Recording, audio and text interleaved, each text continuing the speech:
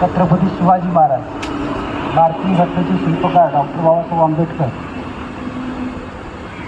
छत्रपती शिवाजी महाराज आणि महात्मा फुले यांना विनम्र अभिनंदन करून मी माझे 2 शब्द चालू करतो.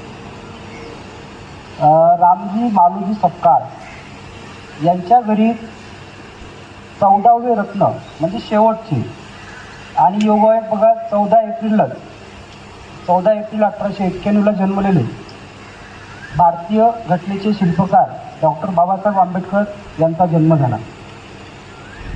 सुरुवातीची परिस्थिती हालाकीची होती, पण त्यांनी हार मानली नाही.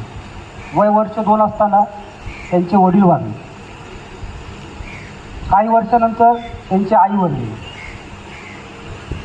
बाहेर दिव्याखाली अभ्यास करून, स्वतःच्या घरी लाईन नसताना स्ट्रीट लाईटच्या दिव्याखाली अभ्यास करून ज्यांनी एवढ्या पदव्या घेतल्या ते डॉक्टर बाबासाहेब आंबेडकर. 1915 साली MA केलं. 1916 साली PhD कोलंबिया विद्यापीठातून.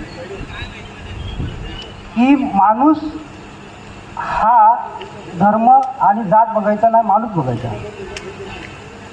1936 साली 15 ऑगस्ट 1936 साली स्वतंत्र कामगार पक्ष स्थापन केला.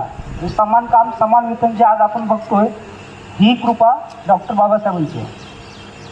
1946 साली भारतीय राज्यघटना तयार करण्यासाठी एक समिती स्थापन झाली. त्याच्या निवडणुका झाल्या.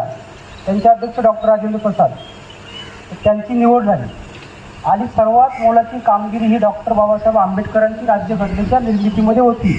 ज्या राज्यघटनेनुसार, ज्या कायद्यानुसार आज अख्खा भारत चालतो. 26 नोव्हेंबर 1949ला हा मसुदा तयार झाला, तो मान्य झाला आणि 26 जानेवारी 1950ला राज्यघटना अस्तित्वात आली. आपण त्याला गणतंत्र दिन म्हणतो. यानंतर जेव्हा भारताचं स्वतंत्र राज्य तयार झालं, त्याच्यामध्ये कायदा मंत्री म्हणून बाबासाहेबांची निवड झाली. अर्थतज्ज्ञ, न्यायतज्ज्ञ आणि कायदातज्ज्ञ म्हणून त्यांची ओळख आहे.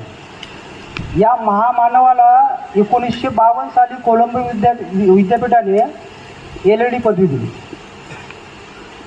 नेपाळमध्ये 1954 साली जेव्हा सभा होती, तर तेव्हा सर्वांनुमते त्यांना बोधिसत्व म्हणून गणलं गेलं. एवढ्या या महामानवाचा आपण जन्मदिन साजरा करतो. ही आपल्यासाठी खरंच प्रतिष्ठेची बाब आहे. आणि